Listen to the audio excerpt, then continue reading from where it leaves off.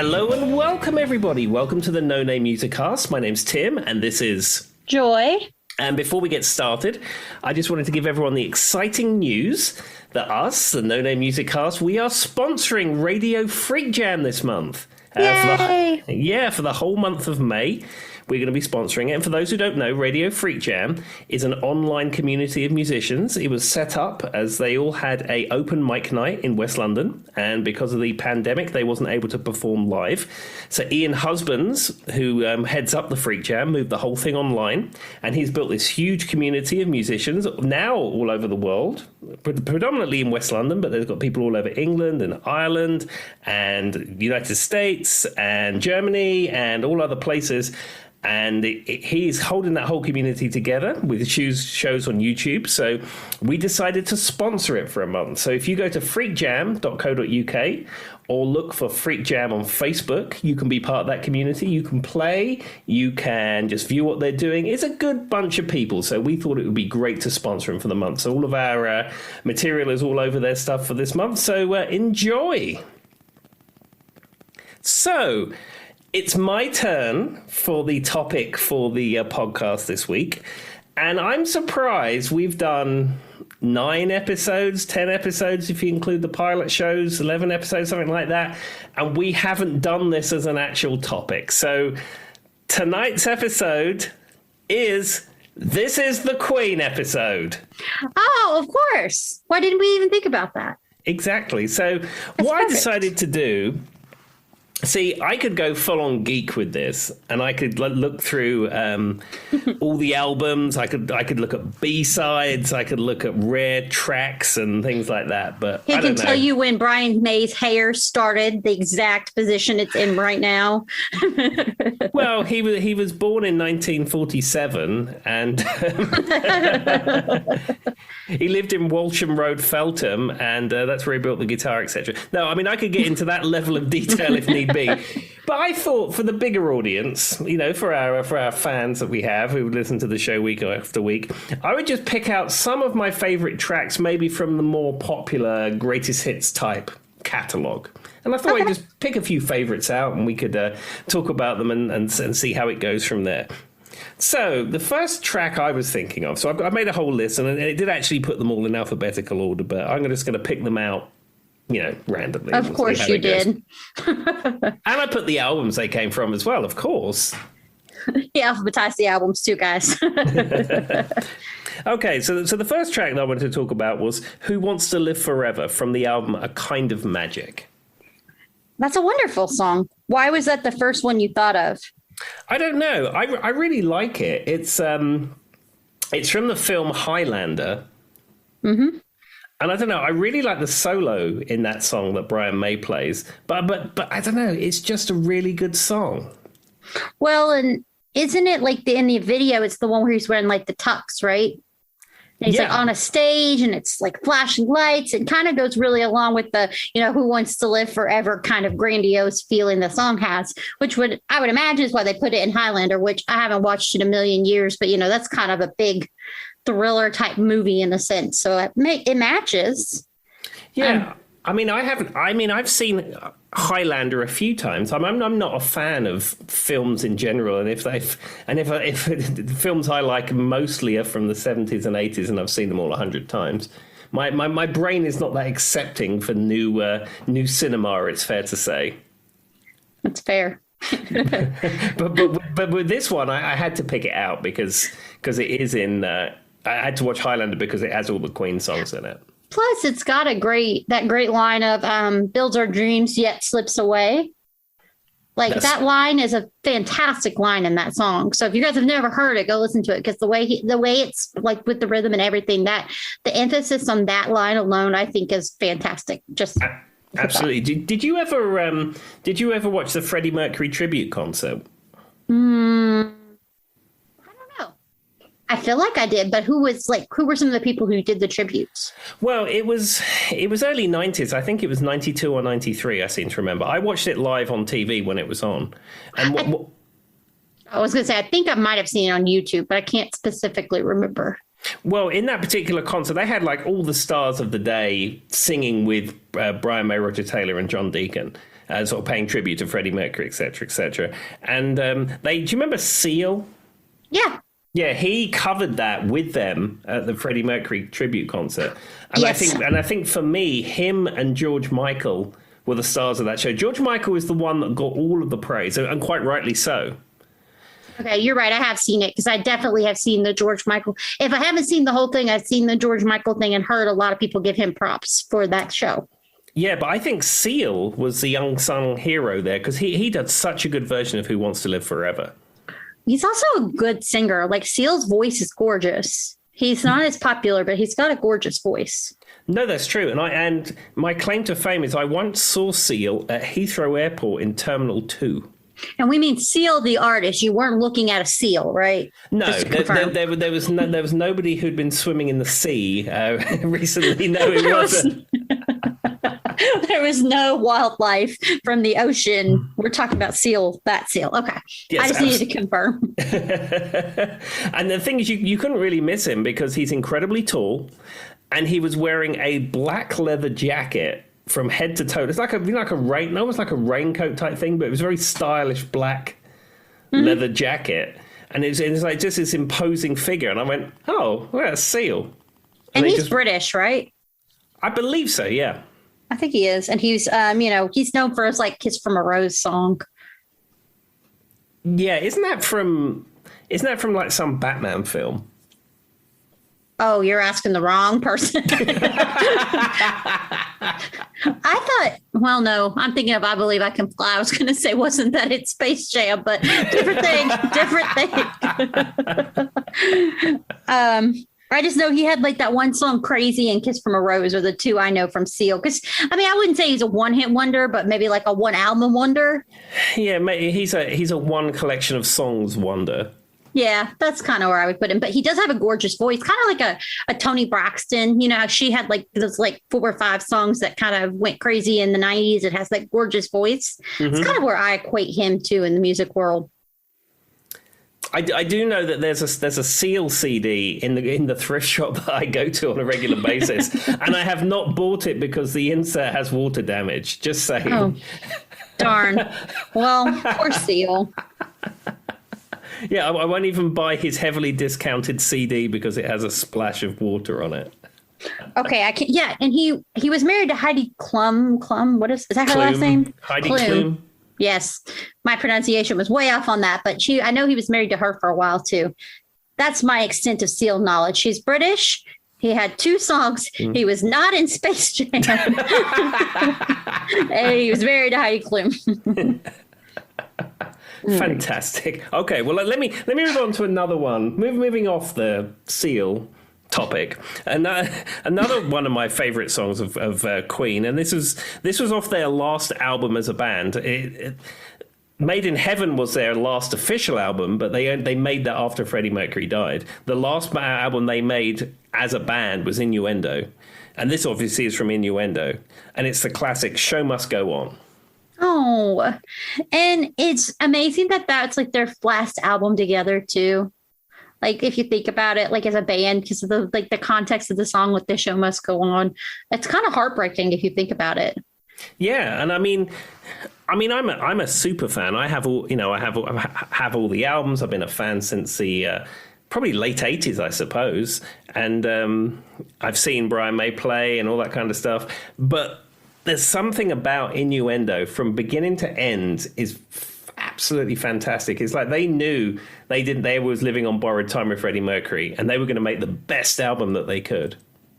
Well, and that, and they did, because it was kept secret from the world that he was, obviously unhealthy. But and the sad part about that is nowadays, while AIDS is still not something you ever want to get, it's not really a death sentence anymore. No, from my understanding is, if you was HIV positive or you had AIDS, it's you don't live a good life, but you're alive. Mm-hmm. Well, and they've had so many breakthroughs and all this kind of stuff that like you'll be on medication, you might have a little bit more health problems, but it's definitely not the deal it was whenever in the 80s, like when Freddie Mercury had it. So, but it is kind of like you said, it's kind of cool that album was so great and that you picked that song specifically just because that was his last one. And he's that kind of person that you imagine he would want the show to go on even after he passes, because he was all about the show. Not that he wasn't substance, but he was about the show too. No, absolutely. Did you? And you've seen the Bohemian Rhapsody film, I take it, multiple times. And did you see it? Did you see it in the cinema? No, I saw the Elton John one, but Rocket Man in cinema, but I'd missed that one. But I've seen it plenty of times at home. Yeah, well, as you know, the closing credits in Bohemian Rhapsody, they play "Show Must Go On," and the theater in Christiansburg the sound quality was pretty good, but we saw it in Texas when we was on a trip there, and the sound system they had in that theater was absolutely fantastic. And with that "Show Must Go On" blaring out, it was almost like being at a concert. It was fantastic. Do you know the one that I saw in concert, or I saw in what movie kind of music thing that I saw, and I was the only person in the theater? I was in Roanoke, and I was with my twin sister. We were the only two people there. We had went to eat, and it was like that 2 p.m. show, so like not very many people were there.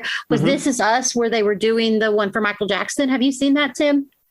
Do you know what? I actually haven't seen it. I saw Moon. Do you remember Moonwalker, his film in the 80s? Mm-hmm. I saw that with my friend from primary school, Stephen Charman, who's probably not going to be listening to this, but I'm giving you a shout out anyway. But I saw it with him, and he was not really a music fan, and it was completely lost on him. He was expecting to go along to see a film and didn't quite know what he was getting involved with. But no, I saw that in the cinema, but I never saw This Is It. Or This Is It. I said This Is Us, which was the name of the last concert, if you guys didn't know that he was working on.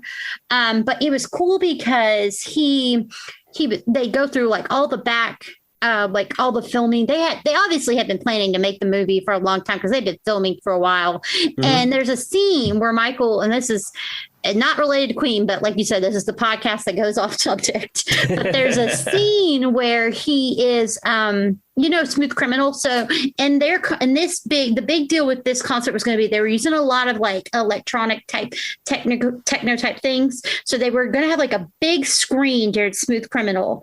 And when the beat drops, like he was going to have to like jump out from the screen. It was going to look like he was breaking through it or something like that. I don't remember specifically, but something along those lines. Mm-hmm. And then when that happened, he was going to like do something on stage. He had to have the timing just right. And they're like, okay, Michael, we need to know when this needs to happen for this happen. And he kept going, I will just feel it when the time comes. And the director was sitting there thinking, I don't care if you can feel it when the time comes. Please tell me when I need to hit the button to make this happen. And I thought that was the funniest thing ever, because that's a very Michael thing to say. Like, I'll just feel it when the time comes. And I could see the poor director's face going, I hate this. So in the footage, did he feel it, or did he do it, or whatever he's supposed to do? Yeah, he did. If I can't remember, it was something about like you were looking up, and it's Smooth Criminal, the music video. They've got their little suits on with their fedoras and stuff. And they're doing the thing where they do the slide where they famously have their boots or whatever into the ground. It looks like they're sliding and they're like flat. And then something like exploded and he was going to pop out or something. No, it happened when they were recording it. It happened. Michael felt it, but I could feel for the director too. Because if you've ever worked with somebody like that, you're just like, that doesn't help me though. Do you know what that sounds like? I was going to make a Star Wars reference, and I remembered you're in the Andy Bradley camp of Star Wars fans. I know there's a cantina. That's it. But there you go. Okay, well let me just divert this back to the to the Queen world. So next song I have on my list is One Vision from A Kind of Magic. I'm not as familiar with that one. I'm trying to think. How does it go, Tim? One vision. Tim's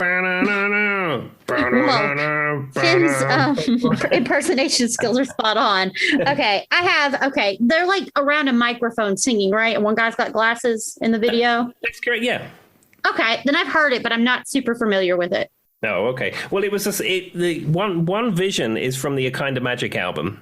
I think it may. I'm not sure if it does feature in Highlander, but it's the same era. But One Vision was the song that they wrote after playing Live Aid. They was inspired to write One Vision after performing at Live Aid. So I Googled One Vision while we were talking, just so I could kind of get a visual for. That's why I was like, "Is that the one with there?" So I listened to that. Have you heard the thing about fried chicken? Yeah. Apparently, Freddie Mercury would say fried chicken instead of One Vision.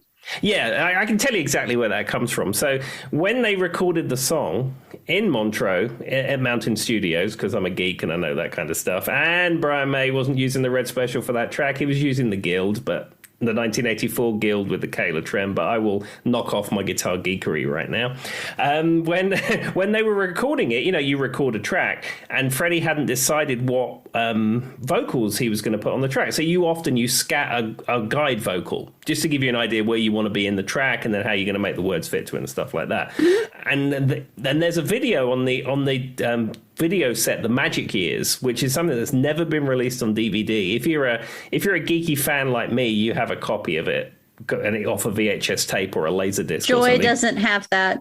No, but I'm a geeky super fan. But anyway, there's a scene in it where Freddie Mercury is like, the band's playing the track live and he's just scatting the vocal, and he goes blah blah, one this, one that, one sex position, one blah blah blah, John Deacon, whoa fried chicken. And that's where it comes from. And when they actually wrote the vocal, they kept the fried chicken piece in from the guide vocal. Well, I just learned that me and Freddie Mercury have something in common, kind of. So I've been in a lot of choirs. We've talked about this. There was this song we used to sing.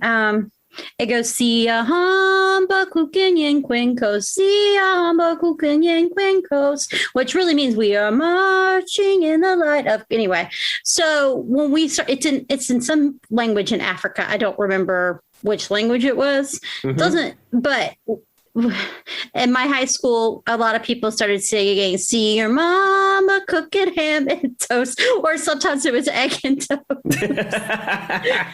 instead of the "Sia Hamba." So that's what I have in common with Freddie Mercury. We make up lyrics to songs. Were they? Yeah, and I think that's a good connection to have. These are a little bit more logical most of the time than mine, and probably actually became songs. But now you guys know it's "See Your Mama Cooking Ham and Toast." I will always remember that.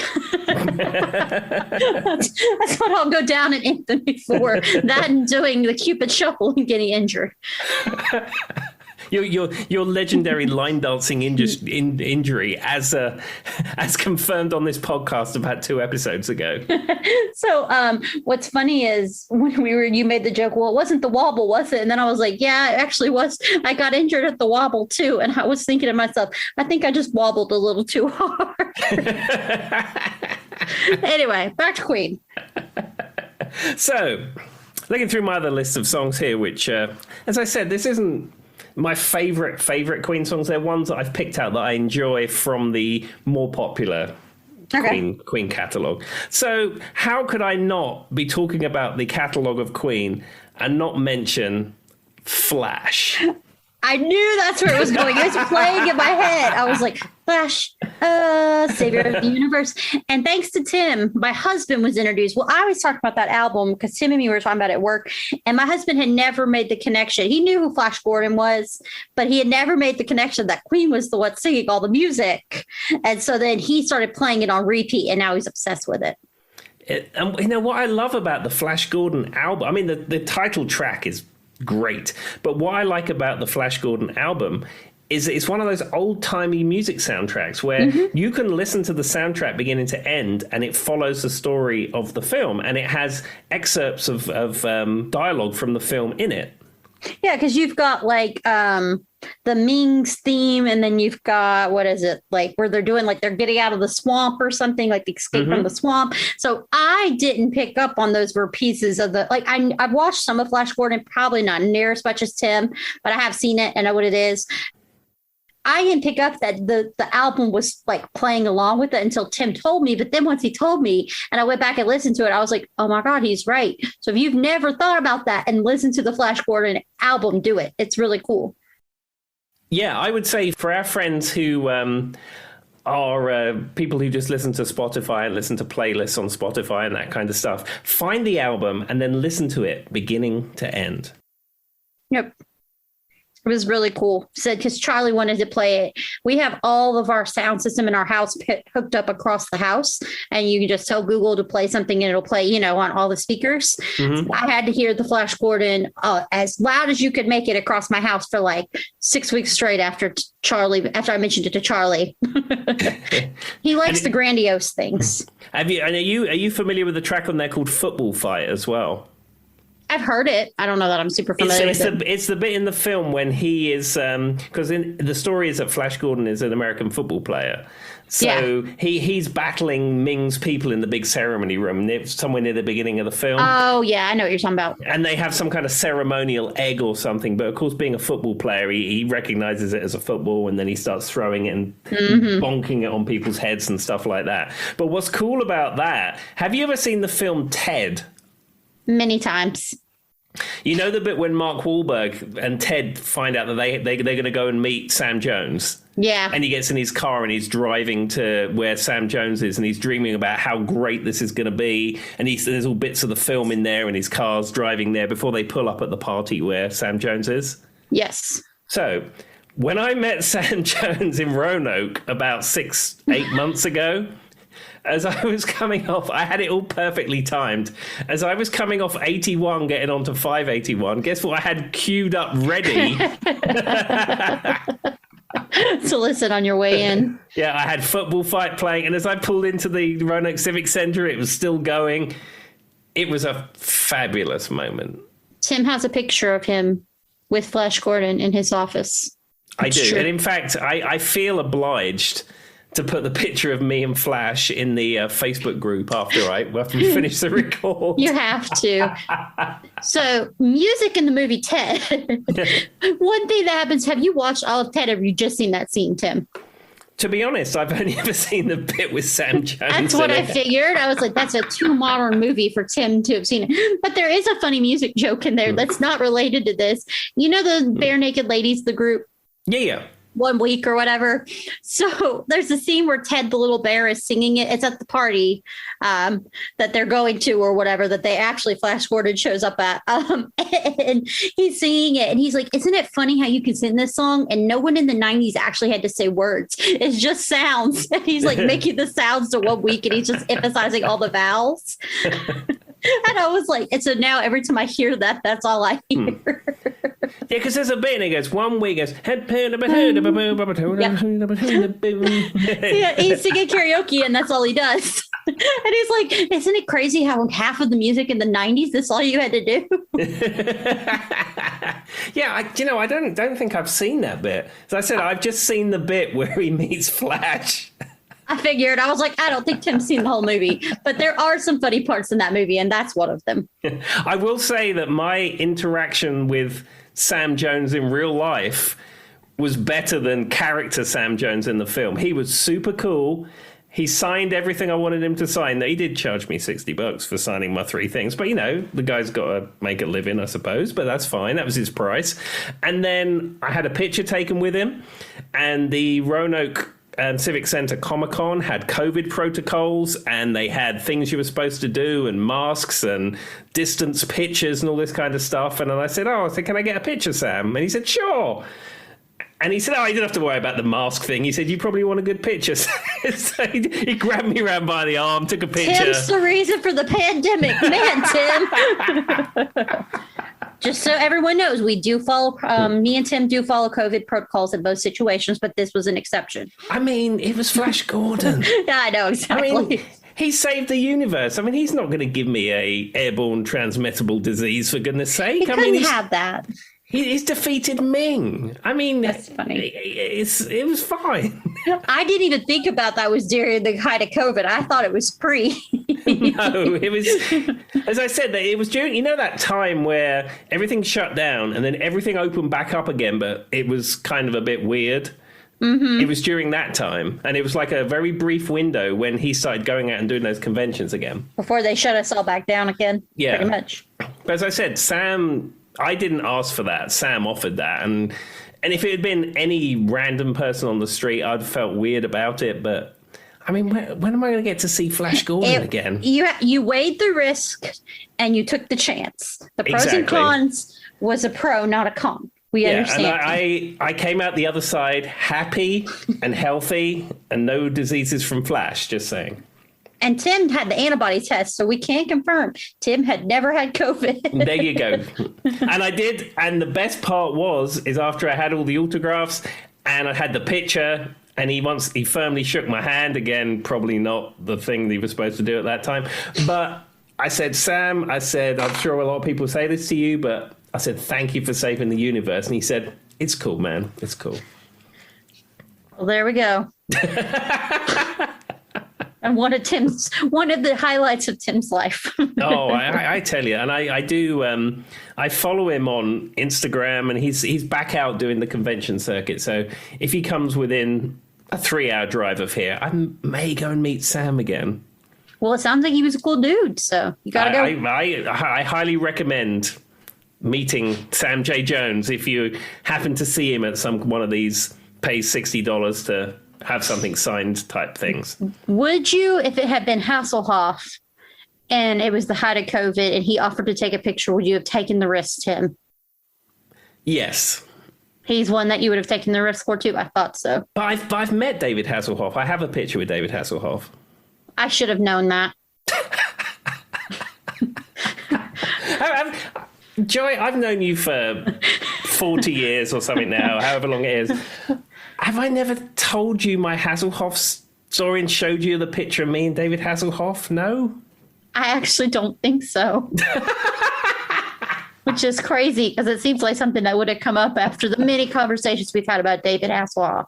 So this was 2009, 2008, something like that. I was still living in England at the time. Okay. And he had an autobiography out. I never read the book, but Hannah read it, and she said he clearly didn't write it. It's ghostwritten. But anyway, that's beside the point. He had this book out. And he was doing a book signing at, I think it was Waterstones in London, in central London. And me and my friend, who was Rob, the Mighty Mammal, who was the drummer in Rough Justice, is a band I used to play in. I still consider myself a member of that band, even though I haven't played in that band for 10 plus years. But anyway. He's a legacy member. Yeah. So anyway, myself and the Mighty Mammal went up to where it was, Oxford Street or Regent Street, one of those streets up in the middle of London where the big bookshop was. We got there stupid early. Like, he was signing at 6:30 and we was up there at 4 o'clock or something. It was very early. And it was in the basement. And it's like, I'm sure it's not like I suppose it's about the size of like Barnes and Noble in Christiansburg, but with 2 floors. Gotcha. Okay. And certainly for London stores, that's a large bookshop. So the book signing was happening in the basement. So we went down to the basement, and even several hours before, there was a good amount of people lining up. So we get in the line, and we was maybe 20, 30 people from the front. And it was already turning into a circus down there. It really was. There was like, everyone had phones going off playing the Knight Rider theme. There was Baywatch merchandise everywhere. And then the more people that came, the more circus-like this thing came. And at one point but just before he arrived, there was maybe 200 plus people down there. It was just people everywhere. And as I said, and there was more Knight Rider ringtones going off, and inflatable more Baywatch stuff, and somebody had like a Pamela Anderson cutout, full life-size cutout. It was a whole thing. Anyway, that's exactly what I would imagine. Anywhere David Hasselhoff goes, it looks like. So anyway, Hasselhoff arrives. And he comes down. There was an escalator that came down into the ground floor where we were. And as he comes down, I don't know, it was like almost like in slow motion. He gets about halfway down and he says, "Hey guys!" And I was like, "Woo!" And he says, what do you like? Do you like Hasselhoff or Hoff? And everyone went, Hoff! And he goes, Hoff, Hoff, Hoff, Hoff. God. And everyone's chanting Hoff as he comes down. So anyway, it comes down a little bit, and he goes behind his desk and starts signing books. And as I said, we were quite close to the front, 20 or so people, so we got to see him pretty soon. And there was a bunch of girls in front. I think they were Italian, They're Italian or Spanish, I can't remember. Actually, no, they were Italian, I remember now. And I don't know how this happened, but he started singing You Lost That Loving Feeling in Italian to them. Of course he did. Oh, God. So eventually I get to the front. And did he sing to you in Italian, Tim? No, he signed my book, and I said, David, it's a pleasure to meet you. I said, can I get my picture taken with you? And he said, of course, no problem. He said, come around the back of the signing table. So I come around the back of the signing table, and all these security people just like descend. And then he was really cool. He said, hey guys, he said, people will want pictures. He said, you just stay back. This is cool. I think though, like everything. Okay, so I'm going to tell you something strange that you're not going to know, but for some reason, a lot of times when I think of David Hasselhoff, I know he had, his little music career for a while. He did have a music career, guys, so this counts because we're talking about musicians here. But he's also a Knight Rider and things like that. But he was in the SpongeBob movie. I don't know if you know that. I do, but I've never seen it. And there's like a scene where he like comes up on the beach and it's like a Baywatch related scene.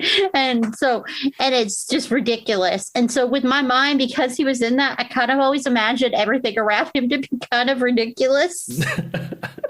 So when you're talking about like people cheering and like, that's exactly what I would imagine. And my favorite is that he started his own chant as he's coming down the escalator. Of course. But the funny thing about this is, so I'm behind the signing table, and I'm taking my picture, and the security people have backed off. And my friend Rob, the mighty mammal, he speaks a little bit more Cockney-ish.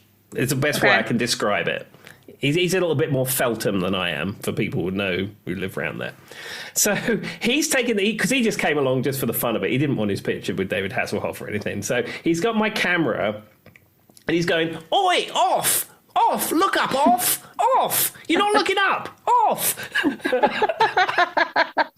Oh, God. Oh, Lord. That's an amazing story, Tim. And I can't believe I've never said that. I've never heard that story. Of all the stories you've told me, that's not one that I've heard. So that was everything about it is just so ridiculous, like a circus around him. And I'm like, of course there was. Of course there was. Now, you like some of Hasselhoff's music, didn't you, Tim? Did I imagine you saying that? I'm a connoisseur of Hasselhoff's musical output. That's a nice way to put it. All right, back to Queen. And for our Spotify friends, look up the Night Rocker album by David Hasselhoff on Spotify. It's a 80s rock and roll masterpiece. But maybe that's a discussion for another podcast episode. The life and times of David Hasselhoff's music career. I'm sure we'll get one download from somebody in Germany if we do that. But or one kid who was hoping we were going to talk about the SpongeBob movie. He's like, "What is this? I wanted to hear about Patrick Star." All right, back to Queen. So as I said, I looked through my list of songs which I enjoy of Queen. Well, from the fabled jazz album, Don't Stop Me Now. I mean, what a classic. If I have to pick one song that sums up everything I like about Queen, it's Don't Stop Me Now. Mm-hmm. And I liked it. Have you noticed it kind of like got re-popular, researched again? I don't know if it was because of the Bohemian Rhapsody movie or something, but like I liked it before it researched, but now I feel like people talk about it a lot more than they ever did when I was younger. Yeah, I think it was. It was in that. Oh, I can't. People are going to be going, "No, you should know what it is." What was that? What was that zombie film that it was in? Once again, wrong person. Zombie film. I mean, I can Google it. Let's see. The zombie movie, Don't Stop Me Now, right? Yeah, because if you don't Google it, our friend Phil, who listens to this podcast, will be going, "No, they don't know what it is. They should know." Zombie movie. Oh, Shaun of the Dead. Shaun of the Dead. There you go. It was on the tip of my tongue. Okay, that I have seen. I just don't remember. Oh no, it's like when they're running from like zombies or there's like a fight or something, right? There's a fight in the Winchester in the pub. Yeah, that's what it is. Because I see the pub. I've watched Shaun of the Dead many times, but I didn't pick up on that. When you were thinking zombie movie, I don't really think of Shaun of the Dead as a zombie movie, even though it is, because it's so comical. Yeah, so, it's not like, there's not like 28 Days Later. Have you seen that film? No, but I know what it is. Not a fan. I don't like scary films, horror films, films like that. Somehow, 28 Days Later got into my film viewing, and it joined the 12 or so films that I can enjoy at any moment. I don't know, I like it. Okay, so I actually like scary and I like crime and stuff a lot, but I'm not big on the zombie thing for whatever reason. It just doesn't register with me. But is that the one where the zombies run really fast? Well, no, what happens is that there's an outbreak of a disease called rage, which comes from a monkey that escapes from a research lab. And everybody in that hits way too close to home here recently. Continue. Yeah, and everybody in the country gets rage, and when they get rage, they turn into zombies. And then if you get bitten by a zombie, you become infected with rage. And what happens is it's a story of this bicycle courier who gets hit by a car prior to this happening, and he wakes up from and he wakes up from a coma, and the whole of London is completely deserted. But what's cool about it is all the scenes of London being deserted were filmed as it was. There's no computer graphics, so they would like go onto London Bridge at 4 o'clock in the morning when the sun was coming up and shoot 5 seconds of footage when there was no one around, and then do it the next day. That's interesting. No, for some reason zombies aren't really my one, but there's one, and I think it might be Evil Dead, and there's a video game too. But I always had this theory: if zombies attacked Tim, I feel like they're not going to be the zombies that we think they're going to be. I would be, like in every zombie movie, they're represented as slow moving, like, kind of dumb creatures. I'd be scared. And then there's one, and that was the one I thought 28 Days was, but I think it's the one I said a minute ago that's got the video game. What did I even say? I don't even remember now. But the zombies move really fast, and they're like agile and like physically act. So my fear is if we did get attacked by zombies, we would be severely disappointed because they would not be the slow moving zombies. They would be like physically agile and would just take us all out. That's my theory on zombies. My theory on zombies is if we was going to get attacked by zombies, it would be like a disease like we have now. Yeah, that's exactly what would happen. Yeah. That's why when you said the monkey thing, I was like, well, that hits real close to home. Just like a bat, that somebody ate somewhere. I don't know. That's what I hear. Somebody out there. Back onto the world of the Queen. So, how did we get to? Oh yeah, you were asking about Shaun of the Dead. Well, another one from the same album, steering back to our topic in hand, from Jazz, is Bicycle Race. Oh, of course. Which is also a great one. It has I want to ride my bicycle. I want to ride my bike. Is one that just sticks in my head and randomly pops up, regardless if I've heard it in a million years or not. It might be because I see a bicycle and that's what comes to mind. But that song is like constantly once a week. I'll be just saying that to myself, and I don't know why. But it's a great track. Well, and I like the parts where he's like, you say Rolls, I say Royce. Like the back and forth is really cool, and it matches like melody wise and like musically wise. It has a really cool banter. Like it goes through different kind of like a juxtaposition between the I want to ride my bicycle, and then when he flips to the next person, that you say this, I say that. It's very rhythmically kind of interesting. And so I think that's what makes it even cooler. Because, if it was just a song about bicycles, we'd be like, that's kind of weird, but the way they do it is very cool. And I think, I flip-flop what my favorite Queen album is. Sometimes it's Queen 2, sometimes it's Night at the Opera, sometimes it's Innuendo. But Jazz, beginning to end, there's not a bad track on it. If I had to pick one, it would probably be Jazz, because it's got most of my favorite songs from Queen on it. And what I like about it is the very last track. Like if you ever listen to like an orchestral score, they have like the overture at the beginning. and it has little snippets of all the songs that are coming up in the song, like a prelude. This has a thing in the end called All of That Jazz, where Roger Taylor sings it, and then they play snippets of every track that's on the album. Oh, that is cool. I didn't know that. Tim, we forgot the most obvious line though from Bicycle that we need to talk about. And I don't like Star Wars. Of all the things we've talked about, Star Wars keeps coming up. There's literally a line in Bicycle that goes, and I don't like Star Wars. And he says it so matter of fact. Now I wonder, Tim, with all your knowledge about Queen, did Freddie Mercury like Star Wars? I don't know, but there is a photograph in existence of Freddie Mercury on, I think it was on the jazz tour, I believe, where he is sitting on the shoulders of a roadie, and the roadie has a Darth Vader helmet on. I've seen that. I know exactly what you're talking about. Yeah. That, for me, that just was like where they just at a party and there happened to be a guy with a Darth Vader hat on. So I don't know. I will tell you that Brian May is a Star Wars super fan. Of course he is. And he collects all the Kenner action figures. I do know that. And apparently in his house, he has a whole room full of that stuff. Well, in my house, I have a whole room full of Funko Pops. So I have something in common with Brian May. You and Brian May, friends. And me and Freddie Mercury sing songs about food. I mean, you're effectively in Queen at this point. That's what I'm figuring out. Adam Lambert, who? All right. I will say one other thing about Brian May and Star Wars. So in Bohemian Rhapsody, the 20th Century Fox jingle sound at the beginning, every film up to now is always played with the classic, and it's orchestral. Every song has been the same. Every movie's been the same. And 20th Century Fox have been asked many times whether they would allow it to be played a different way to suit the narrative of the film. And they've always said no. And Brian May insisted that he wanted to do it in his multi-tracked harmony guitar style. And the reason he wanted to do that was he said he loves Star Wars so much, and, opens with that he thought, well, if I'm having my own film, I want to play that my way.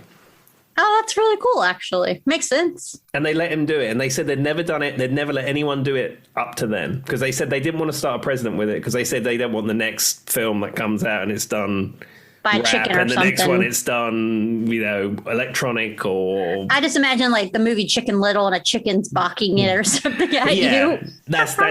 They didn't want to get involved in that. But there you go. That's interesting. I can see where they're coming. It's like in HR, whenever people want to update their pictures online, Tim, and I'm like, no, don't do it. I can't get this started because once it starts, next thing I know, people are going to have pictures of Tickle Me Elmo on there or something.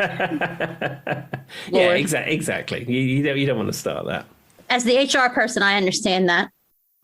There you are. See, you're bringing your professional influence into this world. All right. What's next, Tim? What we got? Well, as I said, I have this whole list here, but one track that stands out to me, A Kind of Magic. A Kind of Magic. That's a great one, too. And is there a particular reason? It's a geeky reason. And so there's a bit so it's a standard Queen song for 80s era, some synthesizers, guitar. It has that kind of 80s sound about it. But there's a bit in it where Freddie Mercury sings a line in secret harmony. That was the line I was getting. Doesn't he say, like, I'm hearing secret harmony? I'm hearing secret harmony, yeah. That was the line I was thinking of. So what happened is when they were recording that track, Brian May was out of the studio, and Roger Taylor, and I think the producer, was in the studio. And Brian May had left all his gear there. Now, Roger Taylor is a drummer, obviously, in Queen, and he's a very, very good singer. He's probably a better rock singer than most people have as their regular frontman. He is such a good singer. And if you ever listen to The Cross or any of his solo stuff, he is a great singer. And he sings songs himself from the Queen catalogue. Yes. But he also is a multi-instrumentalist, and he plays keyboards and he plays guitar as well. So when Brian May was out of the studio, because Freddie had sang the line, I'm hearing secret harmony, he played Brian May's Red Special guitar and played a harmony line on it, and then double tracked it a number of times like Brian May does, and dropped it in the track. So what you hear on the track when he says, I'm hearing secret harmony, and there's that, it's actually Roger Taylor playing that. Oh, well, Roger Taylor's like, first of all, I have heard him sing. He's an amazing singer, but doesn't he play like a bunch of instruments too? I know he doesn't just play the drums. Obviously he plays the guitar, but I've heard that he plays like 5 instruments or something. Yeah. I mean, the guy is like multi-talented, and I've met Roger Taylor as well. Of course. but that was no circus. That was it was either HMV or Virgin Megastore in London, and he had an album out called Happiness, and we queued up for ages. We got to the table and he signed my album. And do you know what I think about when I think about Roger Taylor? Every photo of him, he always looks so serious. Have you ever noticed that? He'll be sitting in a photo right beside like Brian May. If you've never noticed it, guys, I'm going to find an example and put it on the page. Even when he's smiling, I've never met someone who looks so serious. Yeah, you see, because he's wearing sunglasses. He's being a rock star. That's what it is.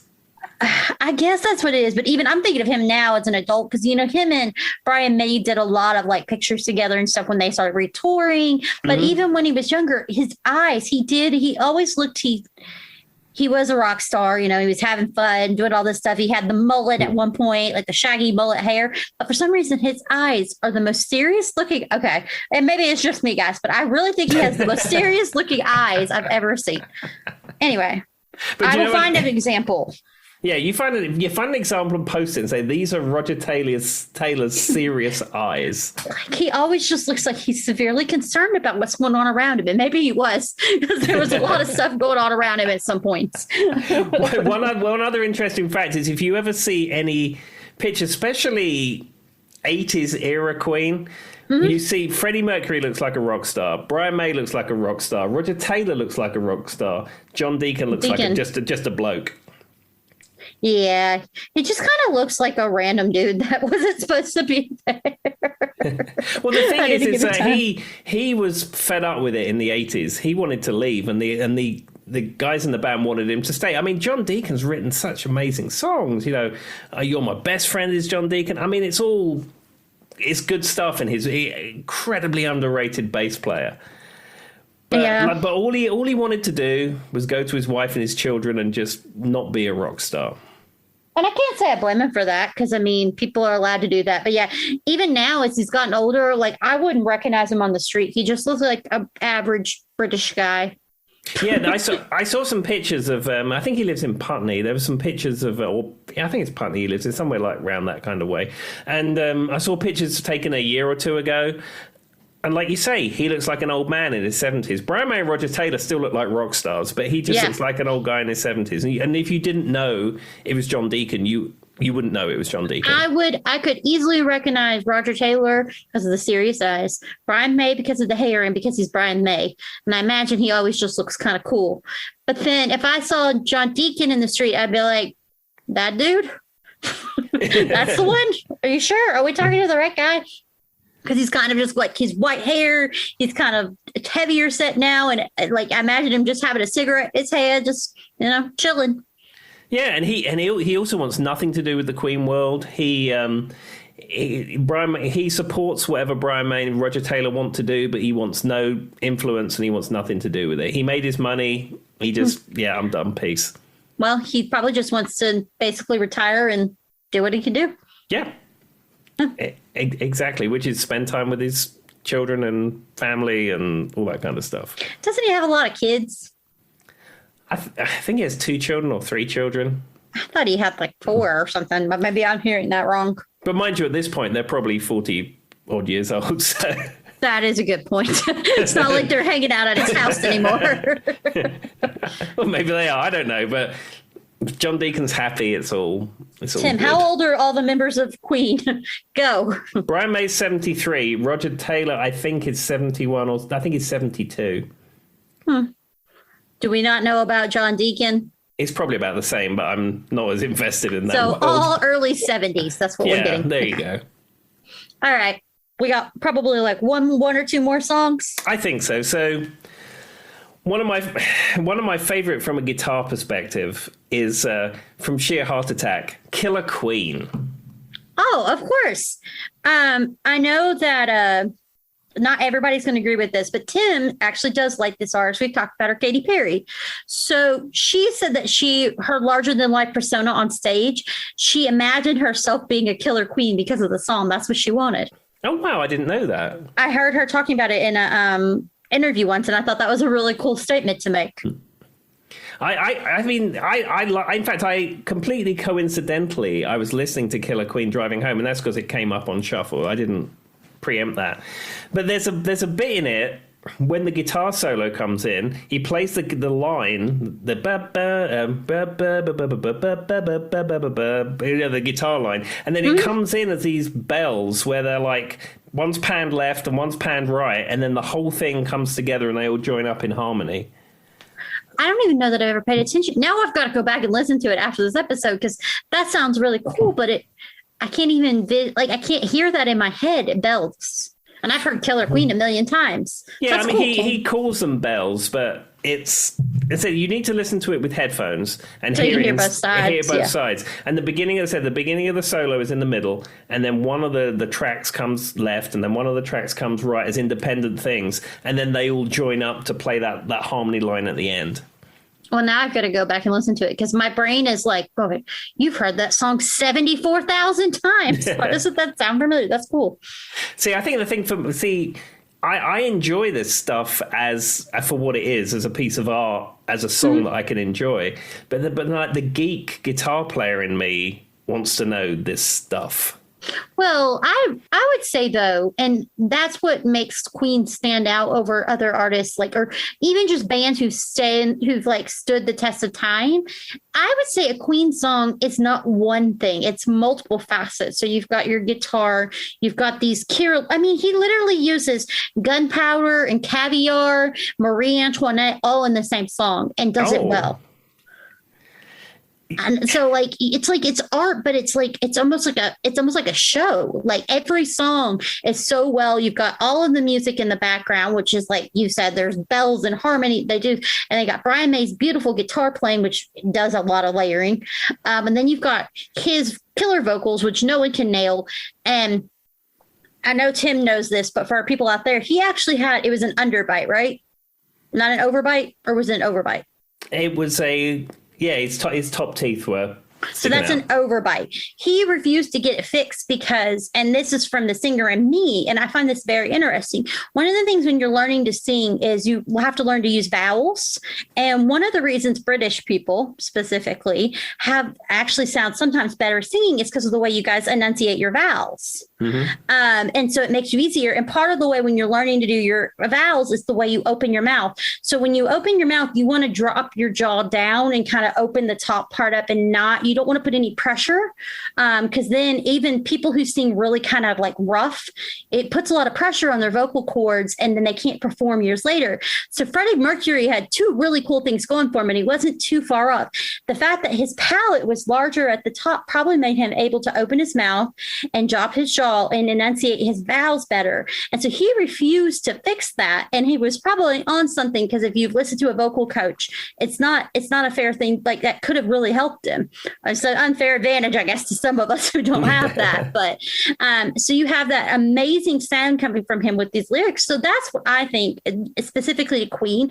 I don't just think of them as musicians. Like you said, it's a piece of art. Every song has all those different components that make it so unique. And this Killer Queen's a great example of that.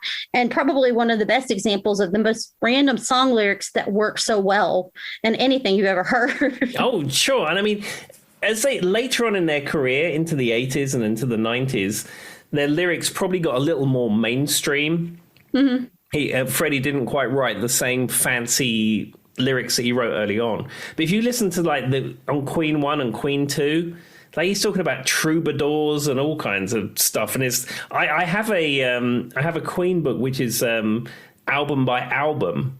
And there's lots of people in there. I think it's pretty cool, actually. It's got Steve Howe from Yes in it. It's got Paul McCartney in it. And they're all talking about various Queen songs that they like from these various albums. And a lot of them say, especially especially people from the United States, they said, we had to look this stuff up. We didn't even know what he was singing about. It's like, well, what's a troubadour?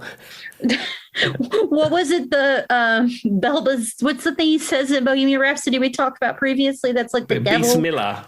Or something like that. And I was like, I don't even know what that is. And to be honest, as an American, I'm just kind of making the noise thinking we know. But like, I mean, but what's interesting is even, I mean, their pop music, what you would call their pop music, some of their songs that weren't as like, intricate, they still did a very good job of like combining a lot of things together to paint a really pretty picture. I don't know how better to say it. Do you get what I'm saying, Tim? That's what I think makes them. And I think you could even say that about some of the Beatles music and some other artists, that stand the test of time. That's what Elton John's a good example, even though he didn't write a lot of them. He's got that partnership with Bernie, right? Bernie? Yeah, Bernie Taupin. So, but I mean, that's that kind of, that is what I think makes them stand out, or why they keep resurfacing and people keep liking them over and over again, even after time goes. Yeah. And you guys heard my nerd come out when I was talking about singing. The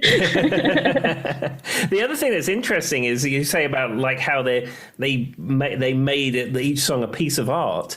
In the early albums, I think it was The Game was the first one that had it, which is very early 80s, 81, 82, something like that. Certainly from Queen 1 up to The Game, there was no synthesizers on any of their albums. And in fact, in the album notes, they proudly say no synths.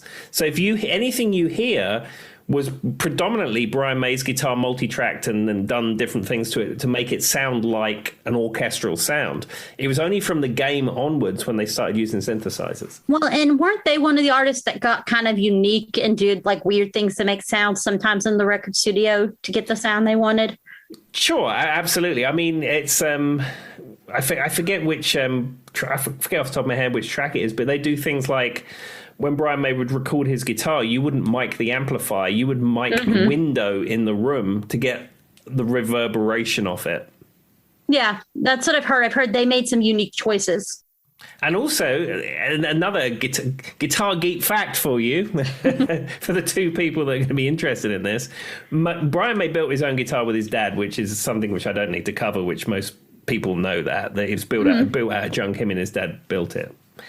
But when you hear like the guitar orchestras of Brian May where it's multi-tracked 20 times, he's not using the regular guitar amp, the Vox amplifier, which he's famously used for. He's using an amplifier built by John Deacon, who was an electronics engineer. John Deacon in like 1973 or something walked past a dumpster, and found an electronic circuit in it and thought, oh, I wonder what that is. I'll take it home and maybe I can make something with it. Because that's what you do when you're an electronics engineer, apparently. So he took it home and found out what kind of circuit it was, and he had an old bookshelf speaker, and he mounted the board in this bookshelf speaker. And when they were recording Queen 2, Brian May couldn't get the kind of sound he was looking for when he was making his guitar harmonies. And John Deacon said, oh, I've got this thing at home I built. Maybe we should give this a try. And from that point on, every time you hear multi-track Brian May guitar, typically he's plugging into that bookshelf speaker with the junk circuit that came out of a dumpster. See? Okay. So that makes sense because I've heard like they had those unique pieces. I'm not as person and it's Tim. I've only dabbled in the Queen history, but I have heard they did. And, they go a lot into it with the movie when they're talking about, We Will Rock You was designed so that the audience could be part of the song. As much as I never want to hear We Will Rock You again, ever. I'm sorry. It's up there with Bohemian Rhapsody for me at this point. It really is. You're talking about the album Clap Clap Bash version. Yeah. Not the fast version from Live Killers. So what I have a question for you. Is it, oh no, it's not We Will Rock You. It's We Are the Champions.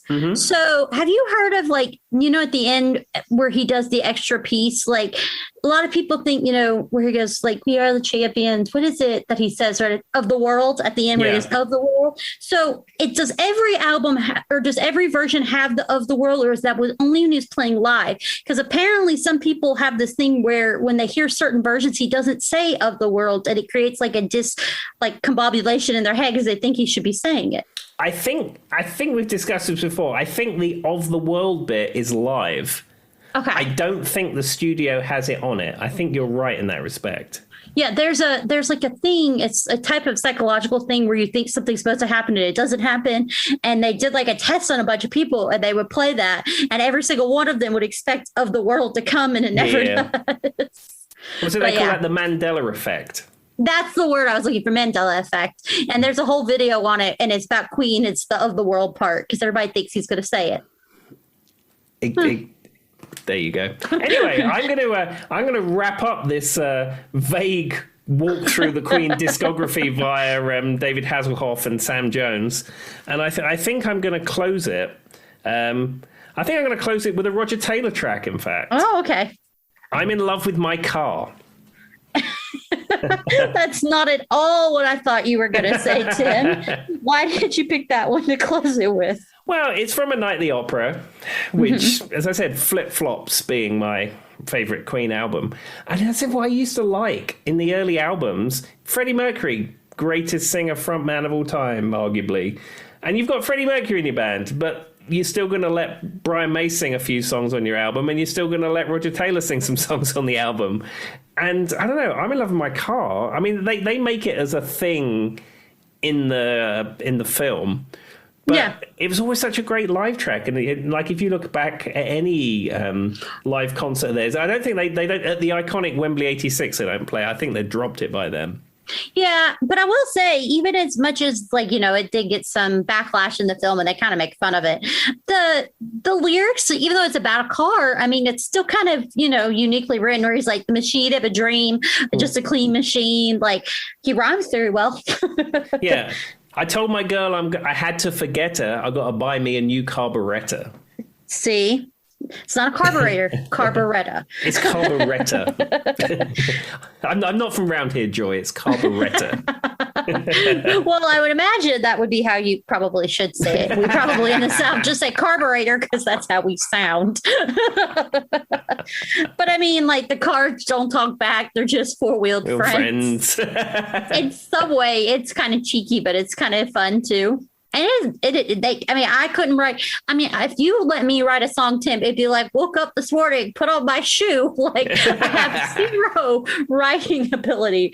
So to actually write a song about a car and it go pretty well and sound pretty cool, that takes some talent, truthfully.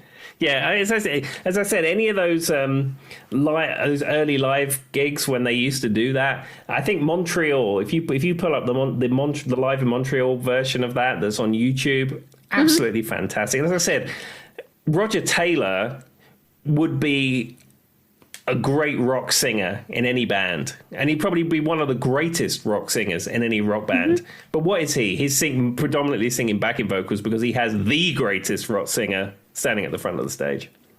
He just knew that he was behind greatness and he wanted to support it. There you go. Plus, he's a pretty good drummer. I mean, yeah, I mean, I've asked drummers how he's thought of in the drumming world, and people say, yeah, he's a great drummer. I mean, I don't know, but I think he's good. I don't know, to be honest. I mean, the only drummer I know that is kind of frowned upon is our favorite from the Beatles, but I love him anyway. I mean, you can't say anything bad about Ringo. I mean, they make a joke that, you know, Ringo wasn't even the greatest drummer in the world. No, he wasn't even the greatest drummer in the Beatles. But I mean, he's just. Oh. Have you never heard that before? I have, but it still hurts my heart because I liked Ringo's solo career. I don't like you guys. I like Ringo. Plus, I like Ringo. I saw Ringo in Roanoke. I know. A couple of years ago. I was supposed to go, and then I said no, and now I regret it. We're not going to talk about it. Also, we talked about, you know, missed concerts in that last episode. Ringo Starr was one that I'm sad I skipped because of COVID, because then COVID happened, and I'm like, no, I'm never going to see him again. Just so everyone knows, I was supposed to go see Elton John during COVID. So if you think you had it rough, you didn't miss out on probably what was your last opportunity to go to an Elton John concert. Oh, no. And he comes to Roanoke. He's one of the big acts that actually comes to Roanoke. Because every time, for people who don't live here, Roanoke's only like 40 minutes for us, whereas we usually end up having to go to Charlotte, North Carolina, which is the whole state over, and you end up having to probably stay the night in a hotel because you don't want to drive all the way there, then just have to watch a concert till midnight, drive all the way back. It becomes like a whole big to-do when you want to go to a concert. So if anybody comes to Roanoke, which Weird Al comes to Roanoke sometimes. Yeah, and well, Ringo came to Roanoke as well. See? Those are the best artists. It's any artist that's listening to our podcasts. First of all, give us a shout out on whatever platform you have. Also, come to Roanoke.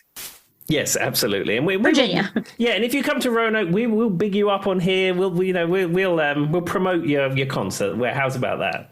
Yes. There you go. We will give you a shout out if you give us a shout out. All right. With that, Tim, and I'm sad to hear that about Ringo, but if you guys have never listened to his solo work, do it. Yes, absolutely. And I said I was very pleased with the concert, and the way that they do it, he has like people in his band from different bands, one of them being Steve Lukather from Toto, and they play 3 or 4 Toto songs. And yes, Greg Bissonette was playing drums predominantly. However, Ringo was drumming along, and I was watching what he was doing, and he was keeping up. Makes sense. And more importantly than all of that, he was in the Beatles. That's all you need. And he's lived his life, and he's had a great one, and he's really fun in person. Like, I imagine he's somebody you could have a beer with at a pub or at a bar, and he's the nicest, kindest person. That's what I get from him when I see him. Yeah, and he's all about peace and love, peace and love. He's a vegetarian. Know that? Yeah. And he had his appendix out. He had appendicitis one time. I read a story about that. It's my facts about Ringo. And he wears glasses. And he was in the Beatles. I mean, there you go. Everything That's that really you need. all you need to know. Well, there we are, ladies and gentlemen. That was my whistle-stop tour of the Queen popular catalogue. I tried not to geek out too much, but I hope that was all okay for you. It was amazing, and I like how they became, we talked about zombies, David Hasselhoff, and everything else. Fabulous. Okay, everyone. Well, thank you. Thanks for listening. New episodes post every Wednesday.